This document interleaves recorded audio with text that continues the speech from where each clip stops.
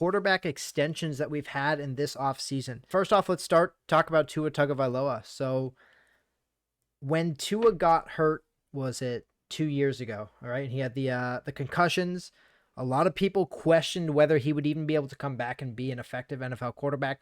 I think last year was something that proved that. I mean, he showed that he's capable of giving these. Now, granted, he has very talented wide receivers the ball, but Tua is a game manager, and in that offense in Miami, that's really what they need. They don't necessarily need a guy who's going to make crazy plays. They have the receivers that are going to get open for that. But Tua is getting, I believe, $55 million a year annually on average. So what do we think about the Tua contract? I like it. I mean, as long as he can stay healthy, right? I mean, that's the biggest thing. I mean, he went rigor mortis on the field. You know what I mean? Like, how many more of those can he take? Like, legitimately. Like, that was scary. That was, I mean, other than Hamlin, like, that was one of the scarier things I've personally seen on a football field. You know, like when a guy loses complete neurologic control of his body, Yeah. So as long as he stays healthy, as long as he's protected, then yeah, they're top 3 offense in football. Yeah, but I love he's it. drastically. I mean, granted, it is the quarterback position. I just think it's a terrible contract. I mean, like Tua is not worth even remotely close to what he gets there. Like again, in my eyes, if you're paying a quarterback north of $50 million, this guy needs to win games on his own. If you put Tua in a variety of different offenses without the weapons that he has right now, just don't think he does that for you.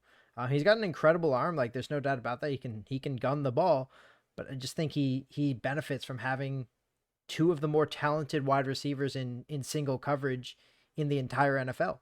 He also has a running game that last year I think led the NFL in touchdowns.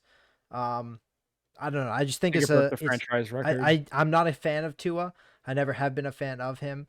I think this is a bad contract. I think over the years we're going to start to see it, and I don't think the Dolphins are winning with Tua as their quarterback. They might make some playoff pushes, but as we saw in the playoffs last year, like if they go into a cold city, like they just become an inept offense.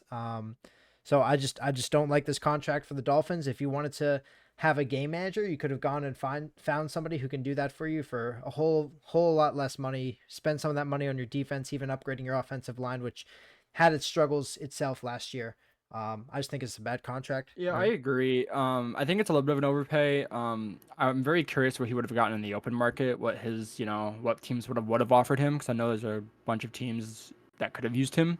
He's obviously a starting, caliber quarterback. I think he's above average, of course, but my thing is he does not show up in big games or against good teams. We last year on I believe it was your betting show.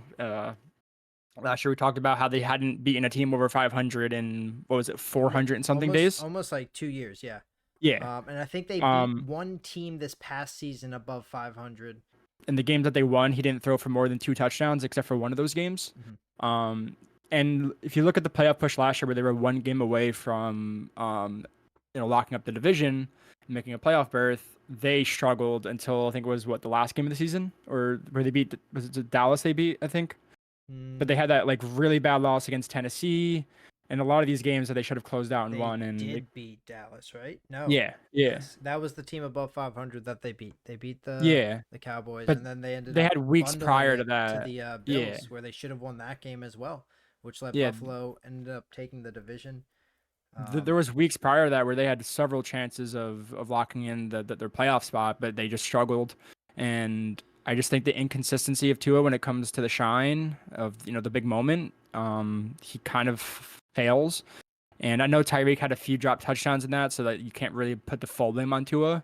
But I think when you look at kind of his overall success, it is a little bit of a question mark how he got about $53 million a year, roughly.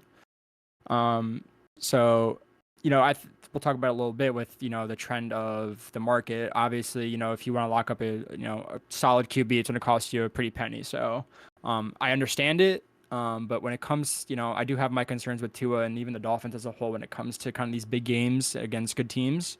I mean, obviously they can put up numbers against pretty bad teams, like most teams should that are playoff caliber teams. But yeah, I do have some concerns with the contract. Their offensive line is a little bit better, but I think if Tua takes one more bad hit, we saw what happened, a year ago, 2 years ago now. So